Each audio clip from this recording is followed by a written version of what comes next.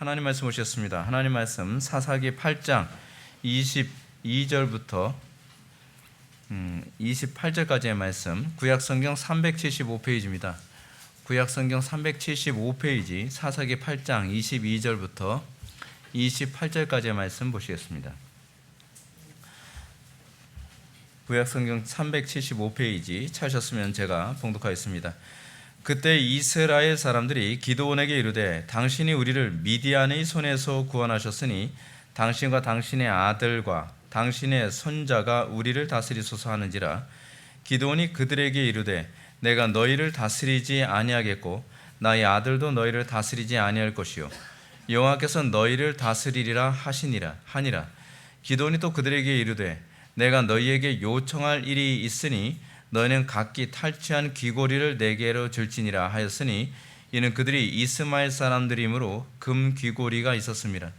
무리가 대답하되 우리가 즐거이 드리리이다 하고 겉옷을 펴고 각기 탈취한 귀고리를 그 가운데에 던지니 기드온이 요청한 금 귀고리의 무게가 금 1700세겔이요 그 외에 또 초승달 장식들과 패물과 미디안 왕들이 입었던 자색 의복과 또 그 외에 그들의 낙타 목에 둘렀던 사슬이 있었더라.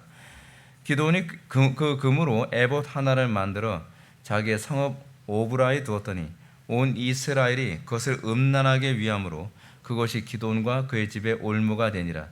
미디안이 이스라엘 자손 앞에 복종하여 다시는 그 머리를 들지 못하였으므로 기드온이 사는 40년 동안 그 땅이 평온하였더라. 아멘. 이 시간은 사사기 30번째 강의가 되겠습니다. 편리주의 신앙이 주는 위험성이라는 제목으로 하나님 말씀 증거하도록 하겠습니다. 편리주의 신앙이 주는 위험성. 우리가 신앙생활을 하면서요 균형을 잡는다는 것은 상당히 중요합니다. 편리함 자체가 악은 아닙니다. 그러나 우리가 이 편리함이라고 하는 것을 게으름의 기회로 삼거나 이 편리함이라고 하는 것을 오히려 편리함 자체가 하나의 우상이 되어지면 그것만큼 곤란한 것이 없습니다. 우리가 살고 있는 이 시대가 사실은 편리함이 극대화되어진 시대에 우리가 살고 있습니다. 인류 역사상 사실 이렇게 편리한 시대가 없었고요. 그리고 전 세계에서 진짜 이렇게 편리한 나라가 없습니다. 우리나라는 진짜 손가락 하나만 누르면은 모든 게 다 되는 나라입니다. 그런데 여러분 이제 스마트폰 여러분들 사용하시지만 이 스마트폰도 지금 계속 어떤 식으로 계속 이게 업그레이드 되냐면 더 편리할 수 없을까라는 차원의 아이디어를 집약한 것이 스마트폰입니다. 그래서 손가락을 왼쪽으로 움직이냐 오른쪽으로 움직이냐 위로 움직이냐 아래로 움직이냐 꾹 누르냐 두 번 누르느냐 뭐 이런 거에 의해서 그냥 화면이 계속 바뀌고 막 우리의 편리를 다 채워주게 됩니다. 요즘에 이제 우리의 편리를 채워주는 것 중에 어저께인가요? 어저께 우리 지체들하고 얘기 나누면서 그런 얘기가 나는데 이제 AI가 이제 더 편리함을 극대화시키는 일을 우리가 해주고 있죠. 근데 AI 때문에 지금 생기는 문제가 뭐냐면 이제는 텍스트를 끝까지 다 읽지 않아도 이제 AI가 다 요약을 해줍니다. 제가 이제 뭐 의식하지도 못하는데 사실은 그 카톡이 오잖아요. 카톡 같은 거 와서 딱 보면 AI가 이제 카톡 여러 개가 쌓여 있어요. 이것도 요약까지 해줍니다. 이 별걸 다 해주죠. 근데 이 문제가 뭐냐면 이러다 보니까 어떤 문제가 발생하냐면 점점 더 게을러지고 여러분들 게을러지면 그러니까 이 편리해지게 되면 사람들에게 나타나는 것이 뭐냐면 사람들이 잔인해지게 됩니다.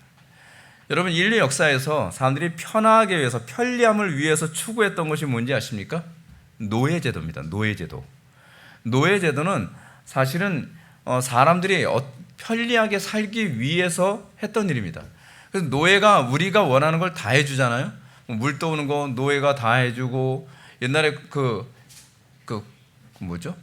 뿌리라고 하는 영화 보면은 그 노예를 잡아다가 백인들이 불편하게 생각하는 것, 백인들이 위험하다고 생각하는 것, 귀찮은 것 이걸 노예들이 알아서 다 해주죠. 그런데 이 노예들이 해주던 것을 이제는 그 노예가 없어진 것이 아니라 노예가 바뀌었을 뿐입니다. 그래서 여러분들이 요즘에는 특히 이제 여자분들 같은 경우는 진짜 편리하게 인생을 살잖아요. 옛날에는 빨래하려면 어떻게 했습니까? 뭐 그 빨랫감 가지고서 냇가에 가지고 빨래를 개패듯이 패가면서 그 뭐 떼국물 빼고, 우리 어렸을 때만 하더라도 우리 빨래를 어디서 했냐, 우리 옛날 수도가 별로 발달하지 않았으니까 우리는 우물가에서 했습니다. 우물가에서 마종물 이렇게 딱 부어놓고, 마종물 뭔지 아시죠? 그 이렇게 이거 있잖아요. 여기에다가 이제 물을 집어넣으면 그 물을 가지고 끌어올려가지고서 이게 펌프질 해가지고 물을 이렇게 뽑아내는 겁니다. 그렇게 하게 되면은 거기서 막 물 받아가지고 빨래하고, 딴 나라처럼 들리는 사람들 좀 있을 거예요. 우리는 그렇게 컸습니다. 그리고 그 제가 살던 동네가 십정동이잖아요. 십정동. 이게 열십의 우물 정자에서 그 동네에 우물이 10개가 있었습니다. 그래서 십정동이에요. 십정동. 그래서 십정동 동네에서 어느 한 지역은, 그 지역 자체가 이름이 뭐냐면 한국식으로 이름이죠. 열우물이 있어요. 열우물. 열우물이라고 하는 동네가 따로 있습니다. 그 실제로 우물이 10개였는데 우리 집은, 나의 살던 고향 그곳은 이 우물과 저 우물의 중간쯤에 있었던 게 이제 제가 살던 인천시 북구 십정동 산 25번지 4통 4반에서 제가 살았었거든요. 예. 어렸을 때 외운 건 진짜 안 잊어먹습니다. 그러니까 뭐 길 잊어먹을까봐 어머니가 저한테 주입을 시켰거든요. 초등학교 때, 아기 때, 그러니까 그 발랑발랑 겨다니고 뭐 그때 좀 지났을 때 제가 잘 실종됐으니까. 그래서 아예 그 주소를 아예 외우게 만드셨어요. 인천시 북구 십정동 산 25번지 4통 4반 외워라 했더니, 아니 지금까지 이걸 잊어먹지 않고 외우고 있는 거예요. 근데 문제가 뭐냐면 그걸 계속 그렇게 하면서 그때는 불편한 걸 불편하다고 생각하지 않았습니다. 그냥 당연히 그렇게 사는 거라고 생각을 했어요. 근데 지금은 어떻습니까? 지금은 이제 사실은 대부분 소비층들이 여성들이다 보니까 여성들이 편할 수 있는 모든 그 편리성을 제공할 수 있는 물건들이 계속 발달하죠. 뭐 빨래를 해주는 세탁기, 바닥을 닦아주는 로봇 청소기부터 시작해가지고 뭐 온갖 청소기들, 뭐 온갖 이런 것들이 발달하죠. 근데 발달한다고 해서 사람들의 마음이 부드러워지냐? 더 어떻게? 더 까탈스러워지죠. 더 이건 왜 안 해주지? 아니 왜 이번 청소기는 스위치가 왜 이렇게 더블 클릭이야? 완 클릭으로 다 해줄 수 없나? 한 번 더 누르는 것도 귀찮은 거예요. 그러면 계속 뭐 삼성이라든지 뭐 LG라든지 이런 데에서는 더 편리하게 하기 위해서 해주고, 또 구석구석 잘 닦이게 하기 위해서 이거를 어떻게 만들어야 구석구석 한 번에 손 덜 가게 이게 청소를 해줄 수 있나? 온통 그런 거 해주는 거죠. 그런 거 해주는 겁니다. 그러다 보니까 사람들이 뭐 우리 집이 그렇다는 얘기 아닙니다. 우리 집은 안 그래요. 근데 대부분 집에서 부부싸움하는 상당수 이유 중에 하나가 뭡니까? 편의를 더 많이 제공해주지 않는 것 때문에 잔인한 싸움이 계속 벌어지게 되죠. 그러니까 이 편리성이라고 하는 부분이 하나님께, 여러분 편리성 자체가 죄라고 생각하면 곤란합니다. 편리성이라고 하는 부분을 어디까지 우리가 허용을 해줄 수 있는가? 우리 이 부분에 대한 선이 불명하지 않게 되면 오히려 편리성이 우리를 더 악하게 만듭니다. 실제로 여러분들이 예배 생활하고 기도 생활하는 문제에 관해서 여러분들 우리 교회에서는 의도적으로 그랬는데, 개척돼서부터 우리 교회는 차량 운행을 안 했습니다. 차량 운행을 안 한 이유가 뭐냐면 사람들이 편리성을 제공해주면 제공해줄수록 점점 이기적으로 바뀌고 점점 더 다고다고 하잖아요. 더 많은 걸 원하는 그런 현상이 자꾸 생깁니다. 그래서 아예 애시당초부터 우리 교회는 차량 운행이고 뭐고 편리성은 봐주지 않겠다. 불편한 걸 극복하는 것이 신앙이다라고 생각한 거죠. 제가 이제 군대에 있을 때도 그렇습니다. 여러분 사람이라고 하는 존재가 불편함을 극복하는 것이 어떤 면에서 굉장한 유익이 있습니다. 군생활 해보신 분들은 아시겠지만 이등병 때는요 동기들끼리 진짜 친합니다. 동기들끼리 친한 이유가 뭐냐면 서로 새로운 군생활에 적응하기 위해서 서로 의지가 많이 되거든요. 그리고 이등병 때는 그 구타를 많이 당합니다. 완전 동네 북이에요. 그러니까 고참들이 수시로 불러다가 군기 잡고 한따까리 하고 계속, 그러니까 동기들끼리 서로 이제 부둥켜안고 같이 울고 서로 막 의지하고 서로 막 그렇게 살아갑니다. 그러다 계급이 올라가면 올라갈수록 점점 동기들끼리의 관계가 별로 안 좋아지기 시작을 합니다. 그러면서 이제 견장이라고 하는 거 있거든요. 견장이 뭐냐면 분대장이 되게 되면 이제 견장이라는 걸 차게 됩니다. 이게 초록색 견장 딱 찰 때쯤 되면 거의 이제 말년 병장이 되는 것처럼 말년에 가까워지면 가까워질수록 동기들이 원수가 됩니다. 동기들이 왜 원수냐면 서로 더 편하려고 아니 뭐 작업을 해야 되는데 이렇게 작업하려고 딱 그러면 동기들이 다 어디는 다 사라졌어요. 그 많던 동기들이 아니 같이 일을 해야 되는데 알고 보니까 창고에 들어가서 초코파이 먹고 있질 않나, 한 놈은 또 산에 올라가지고 뭐 산속에서 이렇게 낙엽 뒤집어 쓰고 숨어 있어. 별하별 놈이 다 있습니다. 진짜 동기들이요. 이제 말년이 되면 될수록 이게 서로 이렇게 왜냐하면 이게 부대가 뭐가 어디가 숨어 있기 좋은지를 이제 너무 잘 아는 거예요. 너무 잘 알아. 그래서 누구는 뭐 정신교육관에 들어가서 숨어 있고, 누구는 산속에 숨어 있고, 누구는 창고에 숨어 있고, 그러면 이제 또 뭐 걔네들만 잘하는 것이 아니라 다 잘하니까, 그럼 다른 뭐 후임병들 뭐 2등병이나 1병 뭐 얘네들이 와가지고 그 김상병이 어디 간지 모르겠던데요. 그 창고 한번 뒤져봐. 창고에 어디쯤 가면 거기 아마 누워 있을 거야. 데리고 와. 그러면 이제 딱 맞아요. 항상. 그래서 서로 이제 얼굴 붉히는 거예요. 맨날 싸웁니다. 서로 편하려고. 근데 불편할 때는 그렇게 친했는데 오히려 여유 있고 편하고 그러면 어때요? 더 편하려고 하는 거죠. 더 게을러지고 싶은 거죠.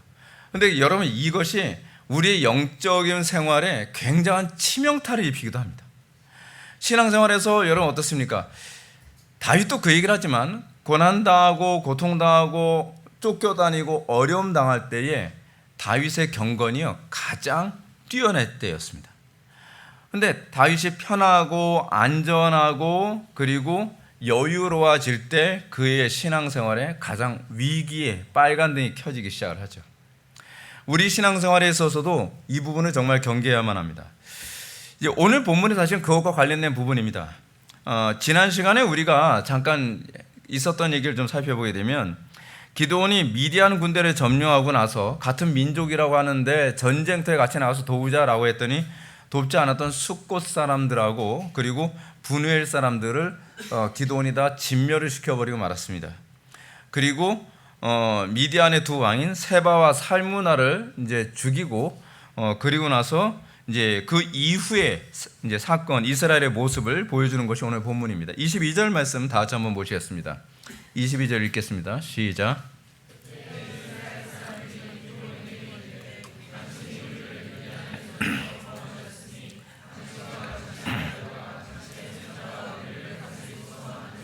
아멘. 이스라엘 사람들이 기드온에게 왕이 될 것을 요구합니다. 기드온에게 왕이 될 걸 요구한 것은 이 기드온이 그들을 이 위기로부터 미디안으로부터 보호해 줬기 때문에 그런 거거든요. 그런데 여러분 이 부분을 좀 잘 보셔야 될 것이 뭐냐면 이 당신이 우리를 다스려 주소서라고 하는 이 부분입니다. 우리를 구원해 주셨으니까 당신이 우리를 다스리는 것이 마땅합니다라는 거죠. 자, 우리가 이 부분을 우리가 하나님과 우리와의 관계에서도 한번 생각해 봅시다. 여러분, 우리는 이런 얘기 많이 합니다. 예수를 믿고 주님께서 나를 구원하셨습니다. 여러분, 주님께서 나를 구원하셨습니다. 그럼 우리에게서 나와야 되는 당연한 고백이 뭐죠? 당신이 우리를 다스림이 옳습니다.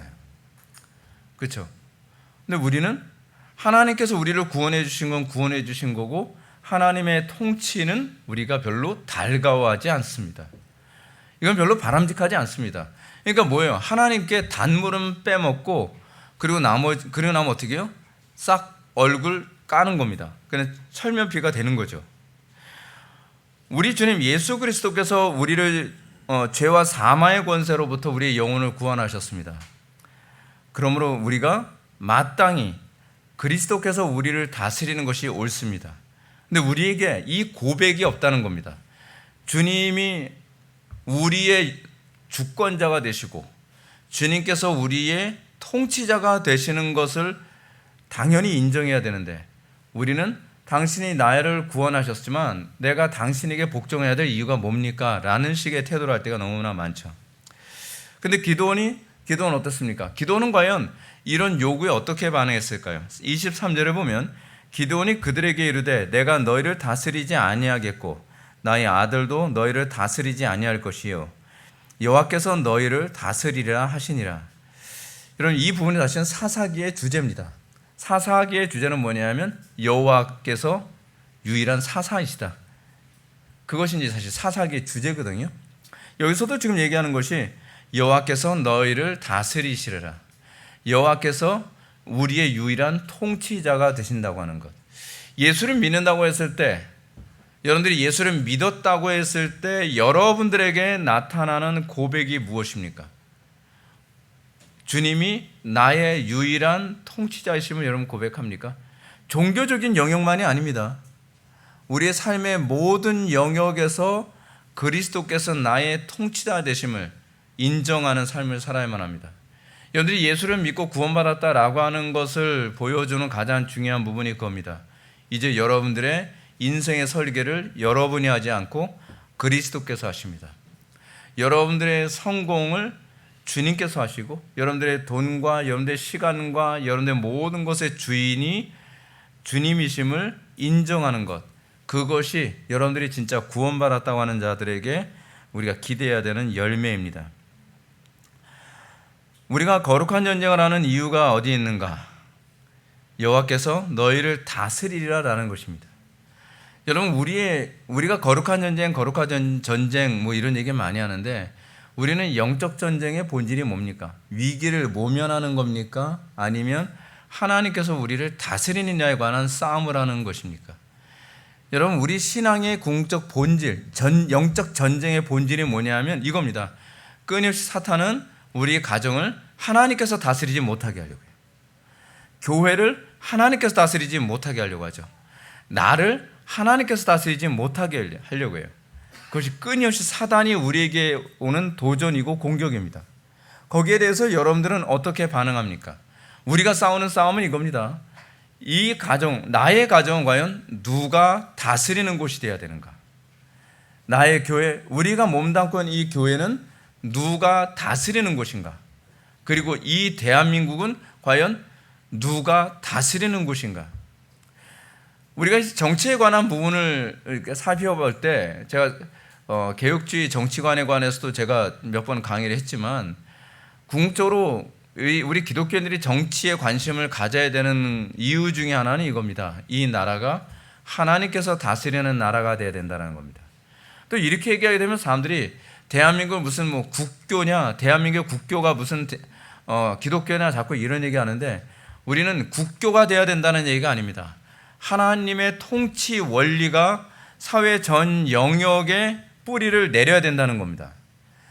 그 뿌리를 내리는 것이 나타나는 것이 무엇입니까? 동성애가 근절되어지고 범죄가 근절되어지고 그리고 마약이 근절되어지고 그리고 이혼이라든지 간음이라든지 온갖 죄악들이 근절되어지고 거기에 하나님의 그 성경의 통치 원리가 사회 구석구석에 영향을 미치게 되도록 하는 것입니다. 그래서 여러분들이 예수를 믿고 나서 여러분들의 직장을 기독교화하라 그런 얘기가 아닙니다. 여러분들이 삶의 영역에서 여러분들이 기대하는 건 하나님의 통치 원리가 그리고 하나님의 말씀대로 살아가는 것이 상식이 되도록 만드는 겁니다. 근데 그것이 어디서부터 시작되어져야 돼요? 가정에서부터 시작되어져야만 합니다. 사실 제가 지금 자녀 교육과 관련된 지금 책을 쓰고 있지만 지금 가장 시급한 부분은 우리 기독교인들이 가정부터 하나님이 다스리는 가정을 만드는 데 실패했습니다. 도대체 하나님이 다스리는 가정이 뭔지조차도 개념이 없습니다. 우리는 그런 부분 하나하나부터 우리가 영적 전쟁의 본질을 깨달아야만 합니다. 하나님께서 다스리시는. 그러니까 얼마나 교인이 많이 늘어났느냐가 중요한 게 아닙니다. 얼마나 교회 재정이 늘어났고 뭐 이런 얘기가 아니라 궁극적으로 하나님이 다스리는 가정, 하나님이 다스리는 세상이 되게 만들기 위해서 우리는 이 싸움을 해야 되는 것입니다. 특히 정치 영역에 있어서는 저는 특히 그렇다고 생각을 합니다. 왜냐하면 정치 영역에서 우리가 밀리게 되면 지금 보십시오. 차별금지법, 노란봉투법, 뭐 무슨 법인데 그 법들이 통과됨과 동시에 단순히 우리의 신앙의 자유만 무너지는 것이 아니라 성경적이고 상식적인 그런 모든 통치가 다 무너지게 되는 거예요. 다 무너지게 됩니다. 요즘 중고등학교, 초중고등학교 여러분 보십시오. 그곳에서 말도 안 되는 그런 음란한 것들이 당연시되어지고 그것이 다 허용되어지고 있습니다. 그래서 상당수의 기독교 교사들이요, 학교에서 교사 활동하기가 너무 힘들다는 겁니다. 내 신앙의 양심에 정면으로 부대끼는 걸 위에서 강요하는 것 때문에 애들한테 가르쳐야 된다는 거예요. 그러니까 이게 그리스도인들이 각자의 영역에서 영적 전쟁에서 하나님이 다스리는 세상이 되도록 하지 않으면 우리는 우리가 몸담고 있는 것에서 우리의 신앙의 양심을 포기하는 삶을 살아야 된다는 겁니다. 자, 여기서 이제 보게 되면 이스라엘 백성들은 미디안으로부터 자유를 얻었음에도 불구하고 이들이 지금 몰려고 하고 있는 걸 보십시오. 여호와께서 다스리시는 것이 아니라 기드온이 다스리는 세상을 기대하고 있습니다. 그래서 뭐라고 얘기합니까? 기드온에게 우리를 다스려 주셔서라고 얘기하고 있다는 겁니다. 근데 이 문제가 이게 심각한 겁니다. 사무엘서에서 이 얘기가 또 나오죠. 사무엘서에서 어떤 얘기가 나옵니까? 이스라엘 백성들이 사사시대를 끝나고 나서 이방인들의 왕처럼 왕을 구했던 것과 같습니다. 하나님의 통치를 구하는 것이 아니라 현명한 사람의 통치를 구하는 겁니다. 여러분, 근데 이 문제가 교회 안에서도 다르지가 않습니다. 여러분들 보게 되면 우리 교회는 아직도 이제 멀었지만 상당수의 규모가 좀 있는 교회에서 이제 후임, 이제 담임 목사님이 은퇴를 하잖아요. 은퇴라고 나면 이제 후임을 청빙을 할 때 청빙위원회가 조직이 됩니다. 교회 안에. 그러면 뭐 장로님들과 안수 집사님들하고 같이 청빙위원회가 조직되는데, 청빙위원회에서 청빙하려고 하는 목회자가 어떤 분들인지 주로 아십니까? 주로 하나님이 잘 다스리는 그런 교회가 되게 하시는 목회자가 아니라 안전하고 그리고 안정적이고 편하게 신앙생활을 하는 분을 찾습니다. 그러니까 뭣도 모르고 그런 데서 설교를 정말 잘하겠다고 저처럼 막 획기적이고 개혁적이고 막 회개를 외치고 그러면 절대로 그런 게 못 들어갑니다. 그냥 좋은 게 좋은 거라는 식으로 얘기해서 사람들, 저 사람의 다스림을 받으면 내가 종교 생활하기 편하겠다. 지금 한국교회가 왜 망가진지 아십니까? 한국교회가 망가진 이유 중에 하나는 뭐냐면, 담임 목사님이 물러나고 난 다음에 2세, 그러니까 그 교회가 이제 그 2세대로 이제 바뀌는 거잖아요. 그러면서 인본주의적인 목회자들을 청빙하는데 열을 올리고 있다는 것이 문제입니다. 뭐 개혁적이고 그런 거 필요 없다. 뭐 열정적 그런 거 필요 없어. 그냥 조용히 교회 별 문제 일으키지 말고 자꾸 이것저것 뭐 손대지 말고 그냥 조용히 그냥 편하게 우리를 다스려줄 그런 지도자를 원하는 거예요. 그러니까 교회가 타락하는 겁니다. 교회가요. 더 성경적으로 가는데 관심이 없는 교회의 중직자들, 이 사람들이 한국 교회를 이 지경으로 만드는 거죠. 근데 이 문제에 관해서 하나님께서 사무엘에게 뭐라고 말씀하셨나 한번 보시기 바랍니다. 사무엘이 그런 거죠. 이스라엘 백성들이 우리는 이제 사사가 필요하지 않고요, 우리는 왕이 필요합니다. 우리를 위해서 왕을 세워주소서라고 얘기하니까 이것 때문에 막 실망해가지고 낙심해하니까 하나님께서 사무엘에게 이렇게 말씀하십니다. 여호와께서 사무엘에게 이르시되 백성의 내게 한 말을 다 들으라. 이는 그들이 너를 버림이 아니요 나를 버려 자기들의 왕이 되지 못하게 하려 함이라. 성경적인 설교자를 세우고 성경적인 목회자, 성경적으로 정확하게 목회하려고 하는 목회자를 선택하려고 하기보다는 그냥 성격 좋고 좋은 게 좋은 거라는 식으로 목회하길 원하는 사람들을 선택하는 그런 교회의 문제가 무엇인가? 단순히 그냥 원만한 목회자를 선택하는 문제가 아니라 그것을 사무엘서의 관점에서 보면 뭐예요? 하나님을 버리신 거예요. 그 장로님들이 하나님을 버리는 방식이 이겁니다. 교회 중직자들이 하나님을 버리는 방식이 이거예요. 자, 그러면 우리가 기도원으로 한번 들어갑시다. 기도원은 왜 자기가 백성들을 다스리는 것을 거절했을까요? 이스라엘을 구원한 것은 기도원 자기 자신이 아니라 여호와 하나님이시라는 것을 알았기 때문에 그렇습니다.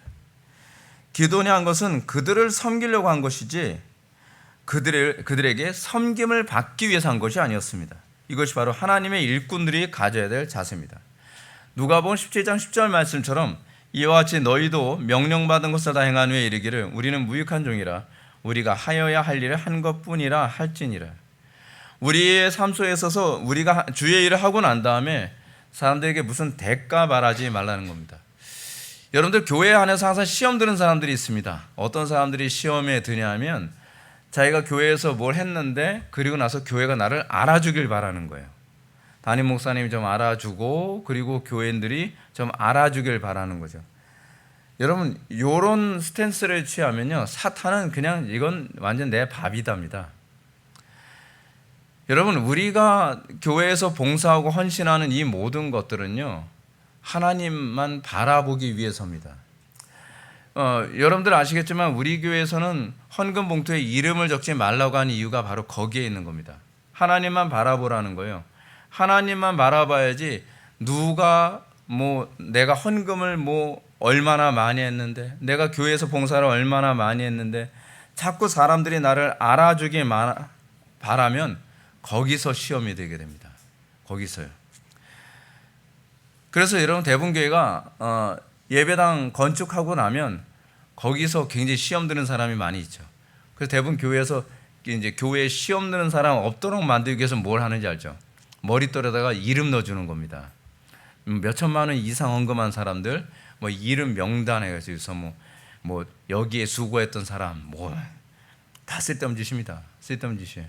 이 땅에서 그렇게 상 받았으면 하나님 나라에서 받을 거 하나도 없습니다. 우리는 오히려 이런 상황이 있을 때 교회에서 어떤 보상을 받기보다는 이거죠. 난 한 거 없습니다. 하나님의 은혜였습니다. 이게 여러분들이 해야 될 고백입니다. 그것이 여러분들에게 유익이 될 줄 믿으시기 바랍니다. 자, 그런데 이제 문제가 그 다음입니다. 오늘 얘기하려고 하는 이 문제가 사실은 여기에 있습니다. 기도원이 생각을 잘못했다는 게 이제 여기서 하나가 드러나게 됩니다. 기도원이 이스라엘의 무리들의 요구를 거절하고요. 이제 다른 것을 요청을 합니다. 뭘 요청하냐 하면 전쟁에서 얻은 노획물들을 요청합니다. 자기가 갖겠다는 건 아니에요. 24절 보시면 이렇습니다. 기드온이 또 그들에게 이르되 내가 너에게 요청할 일이 있으니 너희는 각기 탈취한 귀고리를 내게 줄지니라 하였으니 이는 그들이 이스마엘 사람들이므로 금 귀고리가 있었음이라. 기드온이 사실은 요구했던 게 뭐예요? 그들의 그 금 귀고리를 요구했던 겁니다. 금을 요구한 이유가 뭐냐면 자기가 부를 축적하기 위해서 그런 건 아니에요. 그럼 뭐냐? 27절 말씀 보면 이렇습니다. 기드온이 그 금으로 에봇 하나를 만들어 자기 성읍 오브라에 두었더니 온 이스라엘이 그것을 음란하게 위함으로 그것이 기드온과 그의 집에 올무가 되니라. 기드온이 뭐 하려고 금을 요구한 거예요? 에봇을 만들기 위해서 금을 요구한 겁니다. 어떻게 보면 좀 괜찮은 것 같죠? 괜찮은 것 같습니다. 예를 들어서 제가 여러분들한테 금을 요구했다고 쳐요. 제가 여러분한테 많은 헌금을 요구했다고 칩시다. 근데 그걸 제 주머니에 넣기 위해서 한 것이 아니라 나름대로 교회 유익을 위해서 교회에다 수영장도 하나 좀 지어주고 교회에다가 여러분들 레저 시설 테니스장이라든지 그렇지 않은 영화관도 만들어주고 괜찮은 것 같지 않아요? 여러분들 편리를 제공하려고 만드는 거라고 생각해 보십시오. 제가 주머니에 돈을 채워넣기 위한 게 아닙니다. 문제가 이겁니다. 그럼 왜 에봇을 굳이 만들려고 했었는가 하는 그 문제가 문제인 거죠. 기드온이 에봇을 만들려고 했던 게 이겁니다. 왜 기드온이 이 싸움을 할 수밖에 없었죠? 우상 숭배잖아요. 우상 숭배.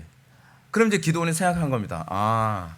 지금 우리나라 사람들의 문제는 이 미디안과 전쟁을 하게 된 이유는 이 우상 숭배 때문에 그렇다. 그럼 우상 숭배를 못하게 해줘야죠.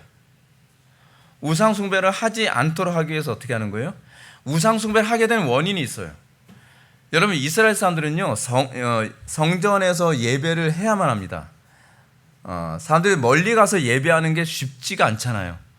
근데 이상하게 하나님은요 예루살렘에다가 성전 지어놓고 여러분들이 제사를 드릴 굳이 거기까지 가서 제사를 하도록 했습니다. 여러분 합리적인가요? 신앙생활을 합리성 따지면서 얘기하면 곤란합니다. 그 먼데 굳이 예루살렘까지 가서 제사를 하려고 하니까 사람들이 귀찮아가지고 어떻게 해요? 야, 그 다른 이방 종교 보니까 다른 이방 종교는 편리하더만 주변에 뭐예요? 그냥 바알상 하나 섬겨놓고 아세라상 섬겨놓고 거기에 동네에다 하나씩 그렇게 신상 같은 거 만들어놓고 제단 만들어놓고서 거기서 이렇게 절하고 거기서 이러면 좋잖아요. 하다못해 그 사람들 뭐예요? 저희 뭐 휴대용 우상도 가지고 다녔거든요. 드라빔은 그냥 주머니에 넣고 다니다가 그냥 편리한데 거기서 그냥 또 비나이다 하든지 하여간 뭐 그렇게 제사를 드리면 얼마나 종교 생활이 편해요. 그러니까 기도원이 생각한 게 이겁니다. 자, 그렇다고 한다면 좀 편하게 신앙생활하도록 만들자.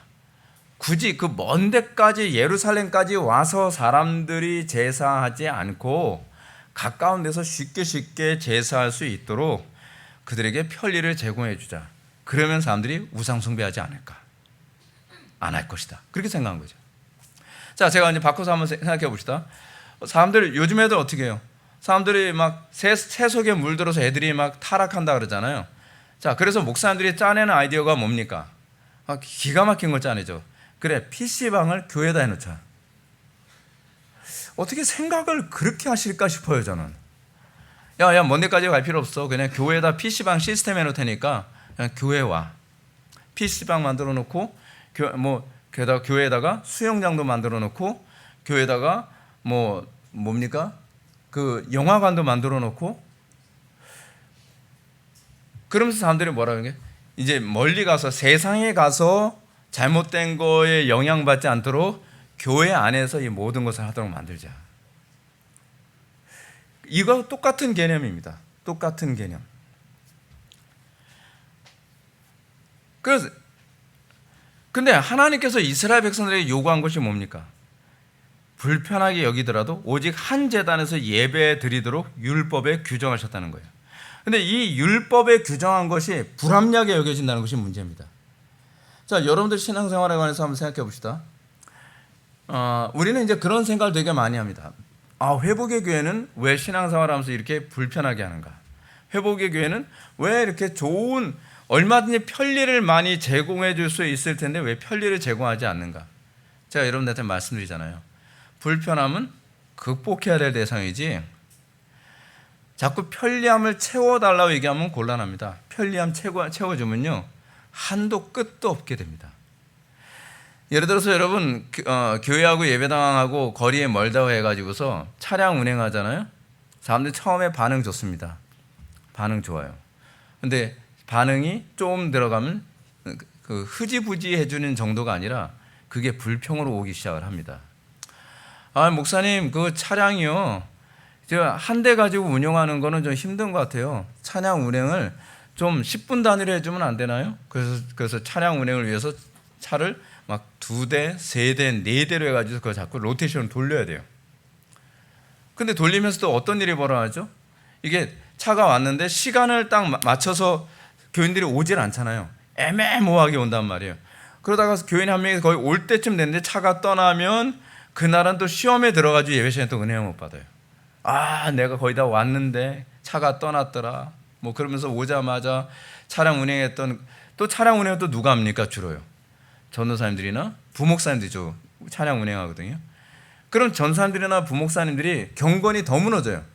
왜냐하면 예배 준비하거나 기도를 더 해야 되는데 그것 때문에 오히려 경건이 더 무너지죠. 사람들 편리를 채워주려고 해서. 그래서 제가 말씀드렸잖아요. 저 부격자 생활하면서 저는 차량 운행 한 번도 한 적이 없다고. 일부러 운전 못해요. 뻗팅이면서. 면허증이 있지만. 장롱면허예요. 녹색면허. 절대로 좀 운전 못해요. 얼마나 미워했겠어요. 근데 저는 그걸 동의할 수가 없는 거예요. 그거 하게 되면 제 영혼이 죽거든요. 그러면서 교회가 이런 문제 때문에 비본질적인 문제 때문에 계속 무너지고 교회 안에 여러분 영화관 만들면 애들이 이제 영화관 안 갈 것 같습니까? 저는 참 이해가 안 돼요. 상업적으로 영화관을 만든 걸 따라갈 수 있을 것 같아요. 요즘에 CGV 같은데 롯데시네마 같은 그런 영화관 여러분 가보십시오. 거기가요 상업적으로 돈을 더 많이 벌려고 영화관을 만들다 보니까 처음에는 그냥 스크린에다가 돌비 스테레오로 해가지고서 영화 보면은 막 사운드 좋다. 근데 그거 가지고 사람들이 만족이 안 되잖아요. 그러니까 4D로 또 만들잖아요, 그죠? 4D. 그래서 막 거기서 바람도 나오고 물기도 쫙 뿜어져 나오고 막 의자도 막 흔들리고 그것까지 할 거예요, 교회 안에서요? 거기다가 화면도 지금 대형 와이드로 만들잖아요, 요즘엔요. 앞에 정면 스크린에다가 측면 스크린까지 쫙 해가지고서 탑건 같은 영화 보게 되면은 막 이쪽에서부터 이 비행기가 쭉 날아가게. 그럼 그렇게 할 거예요? 매번 영화관에서 하는 그 유행 따라 그렇게 할 겁니까? 못 따라가요, 못 따라가. 본질로 승부할 생각을 해야죠, 본질로. 그러니까 제가 그런 모습 보면은 좀 답답해요. 굉장히 답답합니다. 세상이 교회를 흉내낼 수 없는 것 가지고서 이거 승부를 걸어야 되는 것 아니겠습니까? 근데 거꾸로 교회가 세상과 겨뤄서 승부를 낼 수 없는 것 가지고 승부를 내겠다고 하는 거예요. 그거는 자살골입니다. 자살골. 제가 이걸 그냥 병법으로 말씀드릴게요. 여러분, 병법에서 손자는 이렇게 얘기합니다. 전쟁터는 내가 결정해야 이기는 것이지 상대방이 만든 전쟁터에 가서 싸우면 지게 되어 있다는 겁니다.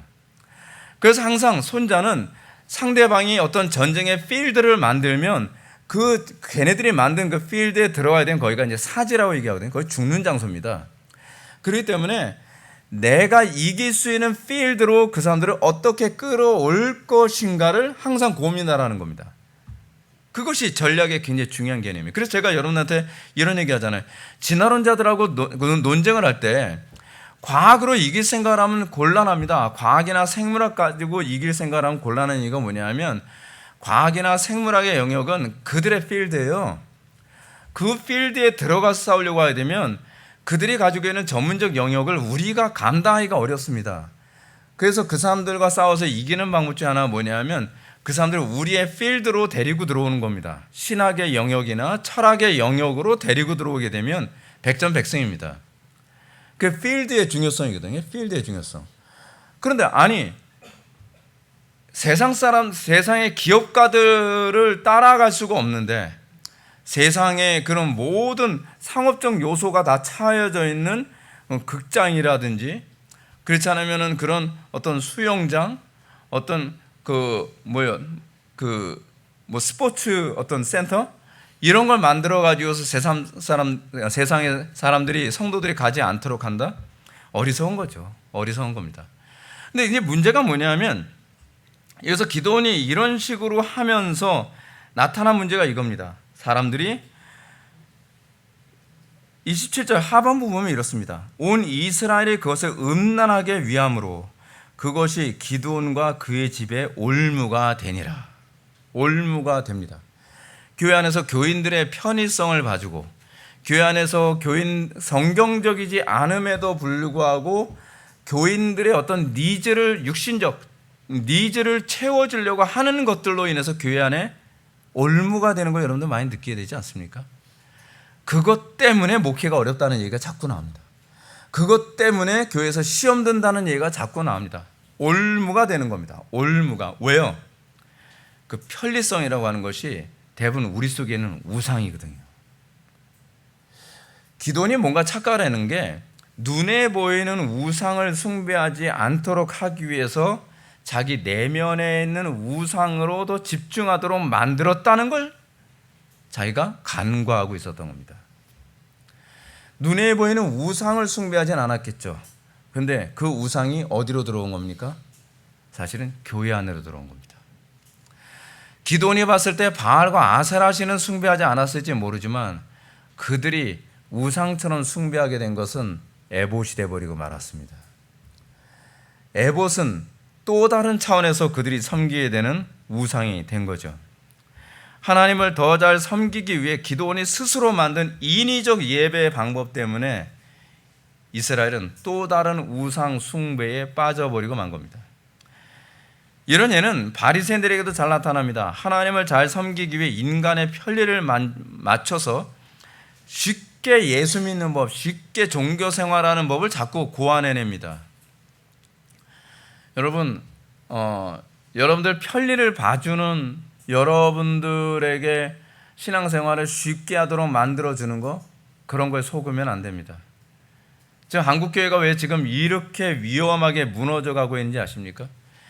한국교회 교인들의 모든 편리를 봐주는 이런 것 때문에 사실은 그 우상들이 교회 안으로 다 들어와 버리고 말았습니다. 그러잖아요. 교회 밖에서 사람들이 락 콘서트에 빠지지 못하게 하기 위해 교회 안에서 락 콘서트를 해요. 아니, 이 사태가 어떻게 돌아가는지 잘 모르시나 본데, 세상에 빠지지 않도록 하기 위해 세상을 교회 안에 끌고 들어오면 어떻게 합니까? 그러면 교회가 어떻게 되죠? 교회가 세상이 되어버리는 겁니다. 교회의 영광은 어디 있냐면 구별됨에 있습니다. 근데 구별됨에 초점을 맞추지 않고 교인 한 명을 더 얻기 위해서 세상을 교회 안에 자꾸 끌어들여서 그 우상 숭배가 교회 안에서 일어나게 만드는 겁니다. 그러니까 유대인들은 어떻게 생각합니까? 유대인들이 종교 생활을 자기 취향에 맞춰서 하다 보니까 이런 거죠. 안식일 날 뭐 이런 거 하면 안 된다, 저런 거 하면 안 된다. 안식일 날 뭐 옷도 새로 사면 안 되고 뭐. 그러니까 어떻게 하는지 아십니까? 안식일 날 새 옷을 사지 말 것 하니까 전날에 미리 사가지고서 안식일 날 입고 하는 거예요. 이게 그래, 엘리베이터를 탔는데 그러니까 엘리베이터 누르는 것도 노동이라고 하니까 사람들이 어떻게 해요? 엘리베이터 앞에 서 있다가 이방인이 들어가면 같이 딱 타가지고서 3층이요? 이렇게. 그래, 이방인이 눌러줘요. 난 안 눌렀으니까 난 노동을 안 한 거예요. 그러니까 사람들이 더 위선적이고 더 교활하게 신앙생활하는 게 돼버리고 마는 거죠. 오늘날 교회 모습은 어떻습니까? 여러분, 기독교인들이라고 해서 유대인들하고 다르지 않습니다. 그러니까 똑같습니다. 우리 속에는 죄성이라는 것이 있기 때문에 양태만 다르게 나타날 뿐입니다. 현대교회는 성경에서 가르치는 예배 방법을 따르는 것보다 사람들의 편리와 취향에 맞춰서 예배를 드립니다. 그래서 나타나는 특징이 뭔가? 여러분, 여러 교회를 다녀보셔서 아시겠지만 교회마다 예배 스타일이 다 다릅니다. 아니, 같은 성경을 믿는데 어떻게 예배 스타일이 교회들마다 다 다를 수가 있죠? 유대인들에게 그런 건 용납이 안 됩니다. 유대인들은요, 전 세계 어디를 가더라도 회당 예배가 똑같다 그럽니다. 그런데 이런 모습은 사실은 종교개혁 이후에 모든 개혁교회들이 추구했던 바입니다. 그래서 개혁교회들이 뭘 가지고 있었죠? 예배 모범이라는 걸 가졌어요. 그래서 예배 모범에서 크게 벗어나지 않는 한도 내에서의 자유를 허용해 주죠.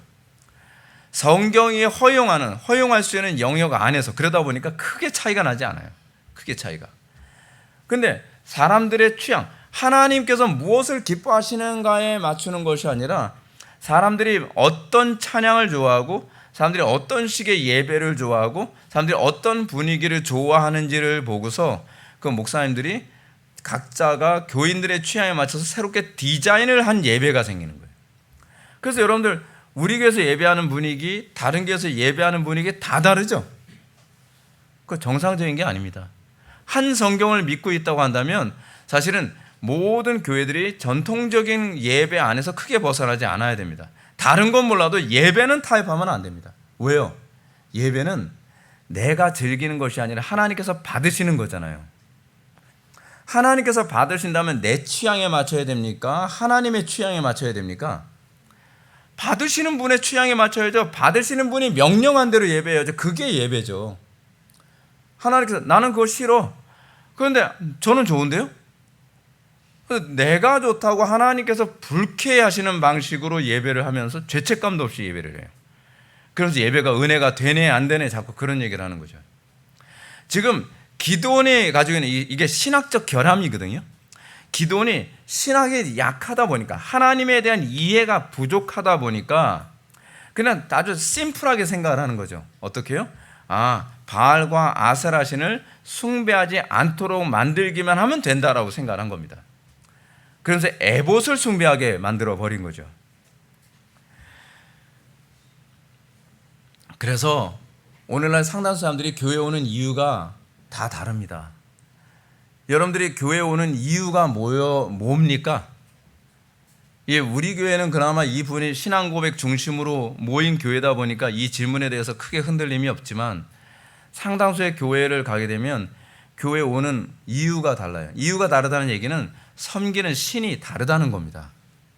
그래서 어떤 사람은 교회에 왜 옵니까? 라고 물어보면 뭐 예배 때문에 또는 말씀 때문에 오는 것이 아니라 저는 친교가 좋더라고요. 친교가 그 사람에게 에봇이에요. 저는요 찬양이 좋더라고요. 찬양이 그들의 에봇이에요. 또는 저는 교회 봉사가 좋던데요. 그래서 교회 봉사가 그들의 에봇이에요. 저는 성가대 찬양하는 게 좋아서요. 그래서 성가대가 그들의 에봇이에요. 저는 축복받기 위해서, 저는 병고침 받기 위해서, 저는 이래서 저래서 무슨 세미나가 좋아서, 그래서 그것이 그들의 에봇이 돼버리고 마는 거죠. 그러면서 예배는 뭐예요? 예배는 한쪽 구탱이에 그냥 멸시받는 천덕꾸리가 돼버리고 마는 거죠. 이게 굉장히 비정상적으로 가고 있는 겁니다. 예배가 좋아서 오는 사람들은 거의가 없습니다. 예배 끝나고 난 2부 순서가 좋은 거예요. 예배 끝나고 나서 아버지 학교다, 어머니 학교다, 뭐 자녀 양육 프로그램이다, 뭐 독서 프로그램이다. 제가 이거 자체가 나쁘다는 얘기 하는 거 아닙니다. 이것 때문에 오는 것이 틀려먹었다는 겁니다. 미국에는 한인교회가 문제가 뭔지 아십니까? 미국에는 한인교회는 하나님을 예배하기 위해서, 하나님을 섬기기 위해서 교회 오는 것이 아니라 예배 끝나고 나서 사람들 친교 나누는 게 좋아서 교회 오거나, 교회에서 뭔가 그 영주권을 얻는데 도움이 된다고 그러니까 교회 오거나, 그것이 그들의 에봇이에요. 근데 그것이 그들의 에봇인 줄 알면서도 그 에봇을 없애지를 못하죠. 왜요? 그 에봇을 없애면 그 사람들이 다시 세상 밖으로 가서 우상을 숭배하게 될까 봐. 소위 이거를 뭐라고 얘기합니까? 완전히 궁지에 몰리게 된 거죠. 한국교회 좀 심각합니다. 한국교회가 여러분 교회가 살려면 교회 안에서 에봇을 없애는 일부터 시작을 해야 됩니다. 교회 안에 있는 에봇을 없애면 교인들이 떠나겠죠. 각오해야 됩니다. 그 에봇 자체가 그들의 우상이었기 때문에 그 에봇이 없으면 나는 이 교회 다닐 수 없습니다라고 하면 나가십시오. 과감하게 그렇게 해야 됩니다. 그리고 다시 시작할 생각을 해야만 합니다. 성경은 기드온의 이런 행위로 말미암아 그것이 기드온과 그 집의 올무가 되니라 라고 얘기합니다. 이런 현상이 처음에는 이스라엘로 하여금 우상을 숭배하도록 만들지 않은 것처럼 보였을 겁니다. 교회 안에 에봇을 만들어 놓으면 교인들이 잘 모이고 교인들이 되게 좋아하죠. 거기서 속습니다. 교회 안에 친교라고 하는 에봇, 교회 안에 찬양이라고 하는 에봇, 교회 안에 봉사라는 에봇, 교회 안에서 무슨 책 나눔에 대한 에봇, 또 청소년들의 어떤 친교 모임이라고 하는 에봇, 그런 걸 만들어 놓으면 사람들이 북적북적대고 많이 모이고 너무 좋아요. 저는 이 교회가 너무 행복해요. 근데 그들의 행복한 이유가 하나님 때문이 아니라니까요. 행복해서는 안 된다는 얘기가 아닙니다. 그들의 행복한 이유는 에봇 때문입니다. 그것을 우상으로 섬기기 때문이에요. 그것을 다 내쫓아야 됩니다. 그것을 다 뒤집어 엎어야 됩니다. 여러분, 제가 그 죄라고 하는 단어가 헬라어로 하마르티아라고 제가 말씀을 드렸죠. 하마르티아라고 하는 단어의 뜻이 뭐라고요? 관역을 맞추는 것, 관역에서 빗나가는 것, 그렇죠? 관역에서 빗나가는 것이 죄입니다. 신앙이라고 하는 것은요, 하나님을 영화롭게 하는 이 관역을 맞추지 못한다고 한다면 사람 아무리 모은다 하더라도 그건 죄입니다. 사람들이 아무리 좋아한다고 하더라도, 아무리 인기가 있다고 하더라도 그것은 다 죄입니다.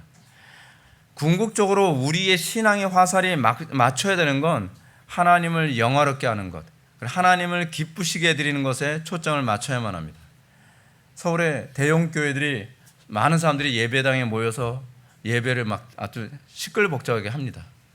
성가대가 몇백 명씩 앉아서 찬양을 하고, 경배 찬양한다 그러면 교회 안에서 신디사이저 빵빵 누르고 드럼 두들기고 모아가면서 진짜 완전히 하나의 페스티벌처럼 너무 축제 같은 분위기로 예배를 합니다.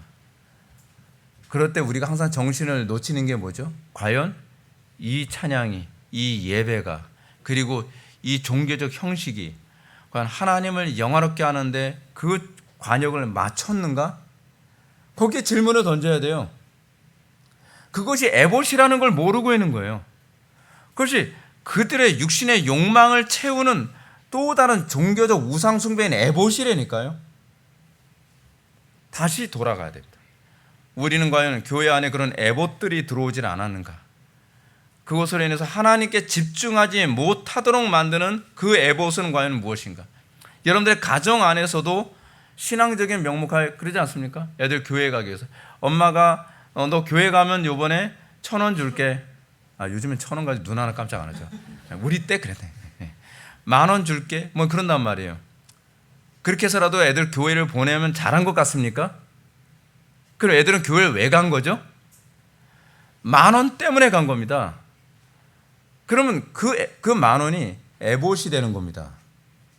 자꾸 착각을 하고 있어요. 교회를 보냈으니까 하나님께서 기뻐하실 거라고 생각. 아니에요, 여러분. 교회를 가는 이유가 분명해야 그것이 정확하게 가는 겁니다.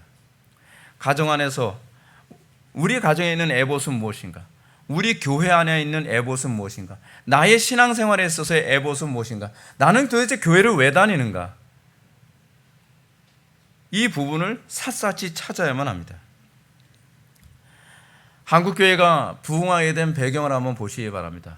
한국교회는요, 편리성을 제공해서 부흥한 적이 없습니다. 그건 한국교회뿐만 아니라 전 세계 교회가 부흥하게 된 배경은 오히려 자기 자신의 불편함과 어려움을 극복하는 가운데에 그것이 예배가 됐습니다. 여러분들 예배당에 왔을 때서부터 예배가 시작된다고 생각하죠? 그렇지 않습니다. 여러분들이 집에서 떠나는 그 시점부터 예배는 시작되는 겁니다. 1907년 평양 대부흥은요, 사실 1903년 원산 대부흥의 연장선에 있었습니다. 근데 1907년에 평양 대부흥이 1월 달에 일어났는데, 여러분 1월 달 무지하게 춥죠. 어마무시하게 춥습니다. 그런데 그 1월 달에 그 부흥이요, 남한도 아니고 평양입니다. 여러분 평양 얼마나 추운지 여러분 아십니까? 우리 어머니 하시는 말씀이 남북 통일돼도 나는 북한에 가보고 싶은 마음이 없다 그래요. 왜 그러냐니까 너무 추웠대요. 너무 추웠대요.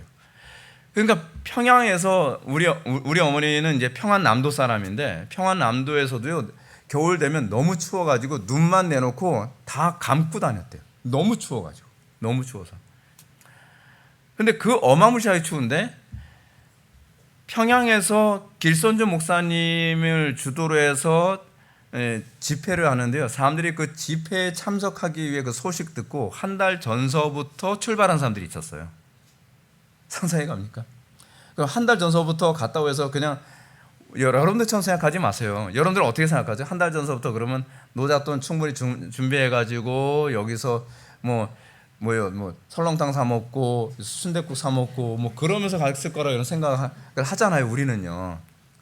근데 그게 아니라 거리가 머니까 어떤 사람은 한 달, 어떤 사람은 보름, 어떤 사람은 일주일 전서부터 바리바리 이불 보따리 싸고, 그리고 중간중간에서 밥 해 먹어야 되니까 쌀도 좀 가지고 가고, 그렇게 해가지고서 그거를 지게찜을 거의 지고서 그 추운데 집신 같은 거 신고서 그 추운 겨울에요, 눈 푹푹 빠져가면서 거기까지 가는 거예요.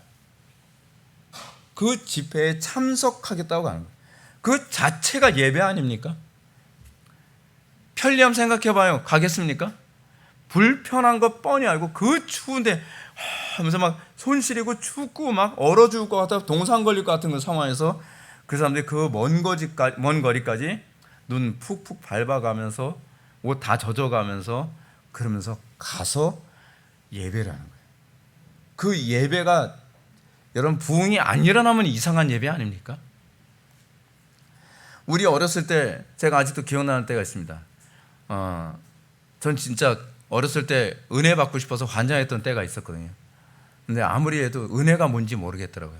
그래서 어디서 뭐 부흥이 한다 뭐 한다 그러면 어머니 부르는 거예요. 제가 이제 십정동에 살았으니까 십정동에서 걸어서 대략 한 40분 정도 거리를 가야 되면 부평역이 있는데, 옛날엔 삼릉감리교회라고 불렀댔어요. 근데 부평감리교회죠. 이제 거기에서 뭐 무슨 부흥 강사, 옛날에는 동네에서 부흥 강사가 온다 그러면 뭐 교단과 관계없이 장로교든 뭐 성결교든 뭐 감리교든 다 가서 거기 동네 잔치처럼 이제 집회에 가고 그랬거든요. 그럼 새벽에 어머니 손 붙잡고서 진짜 잠 많은 때인데 새벽 4시 조금 넘으면 어머니가 깨워주면 진짜 졸려가지고 거의 취해서 어머니 손잡고서 갔었거든요. 근데 요즘엔 못 느끼죠. 우리 때는요, 눈이 한번 쏟아지면 막 종아리까지는 눈이 와요.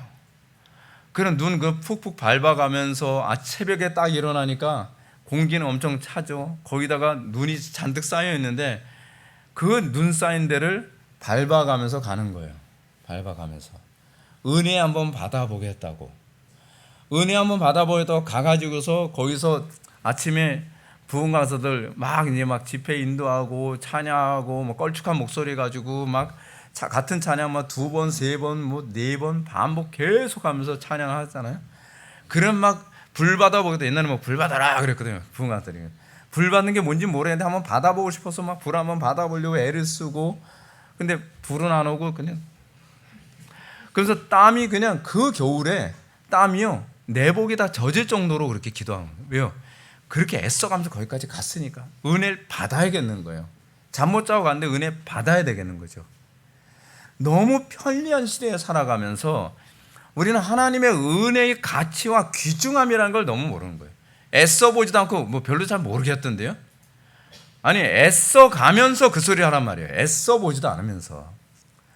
그러니까 제가 좀 약간 속이 부글부글 끓을 때가 뭐냐면 별로 애써 보지도 않고 별로 뭐 은혜가 잘 안 되던데요. 뭐 저는 뭐 불이 잘 안 임하는 스타일인가 봐요. 뭐 그럼 제가 그런 사람들 위해서 기도해 준 게 막 약이 오르는 거예요. 아니 나는 저 양반 은혜 받게 해달라고 제가 얼마나 애써가면서 몸부림쳐가면서 기도했는데 기껏 한다는 얘기가 뭐라고요? 뭐 해도 뭐 별로 뭐 달라지는 게 없는데요. 에휴.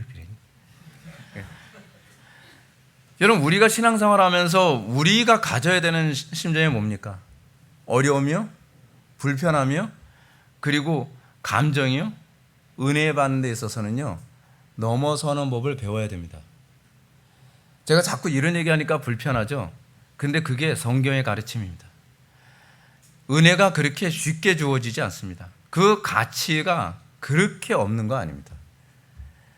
쉽게 은혜 받는 시대를 얘기하는 사람들에 의해서 교회는 항상 망가졌습니다. 교회가 경건하고 순결함을 유지했을 때는 어떤 때냐면 그 어려움과 장애와 난관과 불편함을 극복해 가면서 그리스도를 만나는 법을 가르치는 겁니다. 이 얘기만 하고 제가 마치겠습니다. 하루는 중풍병자를 중풍병에 걸린 친구를 데리고서 친구들이 예수님께 이 중풍병자 친구가 기도받기를 원해서 예수님께 가죠. 근데 여러분 은혜 받기 위해서 갔던 그 친구들에게 또는 그 중풍병자에게 어떤 장애가 기다리고 있었습니까? 병 고침은 그 사람만 받습니까? 다른 사람들도 병 고침 받아야 될 게 아니에요. 그러니까 인산인해를 이루고 있는 거예요. 여러분 인산인해를 이루고 있다라고 했을 때 여러분 어느 정도인지 아십니까? 저 옛날에 제가 그 신학생 시절 때 기도원 가게 되면 그 오살리 금식 기도원을 제가 자주 갔었거든요. 오살리 금식 기도원, 하늘산 기도원, 청계산 기도원 뭐 그런 데 많이 갔었어요. 옛날에는 그 기도원 같은 데 가게 되면요 진짜 사람들이 기도원이요 그냥 꽉 찼어요. 꽉 찼는데 앞자리는요 앉을 자리가 없어요. 앞자리는요. 근데 앞자리는 앉아야 되잖아요. 그러면 사람들이 어떻게 사실 그렇게 하면 안 되는데 그 당시에 은혜 욕심이 굉장히 많아가지고요 사람들이 일단은 그 비집고서 그 사이에 딱 섭니다. 그래서 그냥 흔듭니다. 흔들면 옆 사람들이 불편하게 약간 피해지죠. 그래서 자세를 조금 낮춰요. 그래서 또 흔듭니다. 또 흔들면 자꾸 이제 자리가 벌려지죠. 그래서 엉덩이를 비집고 집어넣으면 거의 내 자리가 되는 거예요. 그렇게 해서라도 은혜 받아야 되겠다는 거예요. 근데 여러분 이게 약간은 성경적입니다. 예. 도덕성에는 약간 문제가 있긴 한데 은혜는 그래서 근데 신기하게 주로 그런 사람이 은혜를 받습니다. 진짜요. 그러니까 이 청년 같은 경우에도요 사람들이 너무 많으니까 진짜 비집고 들어갈 사이가 없을 정도로 너무 많으니까 포기하는 것이 아니라 그 친구를 데려다가 지붕으로 올라가서 지붕을 뜯어가지고 거기서 내리는 겁니다. 예수님께서 그 모습 보고서 뭐라고 말씀하십니까? 너희, 친구들 얘기하는 거예요. 복수형으로 얘기했습니다. 너희의 믿음이 얘를 구원하였느니라. 무엇이 신앙입니까? 장애를 극복하는 게 신앙입니다. 불편함을 극복하는 게 신앙입니다. 미얀마에서 신앙생활하는 그 청년들 있죠? 여러분, 그 청년들이 이제 미얀마에서 그 사역하는 그 선교사님 그 사역지에 청년들이 이제 신학 공부하겠다고 먼 데서 오잖아요. 걔네들 어떻게 오는지 아십니까? 걔네들이 지금 우리나라 70년대 뭐 그때처럼 그렇게 해요. 먼 데서 오는데 뭐 교통편이 없으니까 걔네들이 이제 쌀을 이렇게 짊어지고 와서 오면서 밥 해 먹어가면서 온대요. 걔네들이 길거리에서 자고요. 그러다가 비가 너무 많이 오게 되면 다리가 끊기잖아요. 그러면 또 우회해서 다른 쪽으로 가기 위해서 길 찾고 그러면서 온다는 거예요. 돌아갈 때도 그렇게 돌아가고. 성탄절 되게 되면은 전도 여행을 떠나거든요. 청년들이. 그 청년들이 전도 여행 떠나면 또 그렇게 하는 거예요. 길거리에서 밥 해 먹고 길거리에서 자고 그리고 아침에 일어나면 또 길 떠나고. 우리가 편리해지면서 좀 길들여졌습니다. 야성을 잃어버리고 말았습니다. 어려움을 극복하는 법을 잃어버리고 말았습니다. 여러분들 삶 속에 불편함을 극복하는 법을 잊어버렸습니다. 한편으로는 저도 좀 많이 이런 편리함에 많이 길들여졌구나라고 생각하는 게 뭐냐면 목이 뜯기는 걸 못 참겠더라고요. 더운 걸 못 참겠어요. 그 추운 걸 진짜 못 참겠어요. 기도 생활을 하는데 어떻게 기도 생활 옛날에 했지? 옛날에는 모기하고도 싸우고 더위하고도 싸우고 추위하고도 싸우고 막 진짜 산기도를 하게 되면요 이제 어마무시하게 춥습니다. 근데 옛날처럼 무슨 뭐 K2 뭐 그런 잠바 입고 뭐 기도하는 것도 아니잖아요. 이게 손뭉치 같아가지고 이게 그냥 파카라고 입었는데 그냥 들어올 거 다 들어오는 거 있잖아요. 옛날에 파카 두껍기만 했지. 근데 그런 거 입고서 산에 올라가지고 기도하면 바닥에다가 일단은 이게 그 김장용 비닐봉지를 일단 거의 갖다 놔요. 왜 갖다 놓는지 아시죠? 김장용 비닐봉지 놓고 그 안에다가 스티로폼으로 방석을 만드는 게 있거든요. 그 안에다 집어넣어요. 그리고 그 김장용 그 비닐봉지 안에 사람이 들어가는 거죠. 너무 추우니까. 그리고 나서 이거로 이제 목까지 이렇게 딱 채우고서 그리고 기도하는 거예요. 추우니까. 그러니까 너무 추우고 그러면요 주역 안에 주교가 나오는 거죠. 막 은혜 달라고 막 그거를 극복해 가면서 주님을 만나는 겁니다. 주님 만나는 거 여러분 쉬울 거라고 생각합니까? 여러분 쉽게 만나는 거죠. 어려움, 난관을 극복하는 것도 경건의 훈련입니다. 불편함을 극복하는 것도 경건의 능력입니다. 제가 지난 금요일에 때 했던 설교 기억하십니까? 다윗에게 있어서 골리앗과의 싸움은 사실은 단회적이지 않았습니다. 다윗의 인생 전체가 골리앗과의 싸움입니다. 골리앗의 양태만 다를 뿐이었습니다. 다윗의 목동 시절의 골리앗은 그냥 곰과 사자가 그의 골리앗이었다고 한다면 골리앗과 싸운 이후의 다윗의 골리앗은 사울 왕이 골리앗이었고 또 수많은 블레셋 군사라든지 수많은 전쟁들이 그에게 골리앗이었습니다. 그 골리앗을 하나씩 뛰어넘는 것, 그 안에서 다윗은 경건의 비밀을 깨달았습니다. 그래서 다윗이 시편에 얘기합니다. 고난당한 것이 내게 유익이라 이로써 내가 주의 율례를 깨달았노라. 수많은 위기를 넘어서는 법을 통해서 하나님을 알아가고 수많은 장애와 수많은 공격과 수많은 생명의 위협을 극복해 가면서 하나님은 이런 분이시구나 라고 깨닫는 경건의 이 탑에 올라설 수 있는 위대한 왕이 될 수 있었던 거죠. 사랑하는 성도 여러분, 여러분들 삶 속에는 수많은 어려움 불평하지 마십시오. 위기 넘어서는 법을 배우십시오. 장애 극복하는 법을 배우십시오. 그 안에서 여러분들에게 간증이 나오게 되고 그 안에서 여러분들은 신학자가 될 것입니다. 기도하시겠습니다. 사랑이 많으신 하나님, 우리가 오늘 시간 기드온의 그 에봇 사건을 통하여서 우리가 신앙생활을 좀 지혜롭게 하겠다라는 착각하에 또 다른 우상으로서의 에봇을 만드는 일이 있지 않는지 다시 한번 뒤돌아보게 됩니다. 하나님, 우리의 에봇이 무엇인지 깨달아 알게 하여 주시고 날마다 우리의 에봇을 제거하며 그 안에서 하나님을 참되게 순수하게 또 정확하게 섬길 수 있는 믿음을 갖게 하여 주옵소서. 한국교회의 수많은 에봇으로 인해서 교회가 우상숭배에 빠지고 무너졌습니다. 한국교회가 에봇을 집어던지는 개혁이 있게 하여 주시고, 그래서 한국교회 안에 순수하고 또 하나님께서 기뻐하시는 참된 예배가 회복되게 하여 주옵소서. 예수님의 거룩하신 이름으로 기도드립니다. 아멘.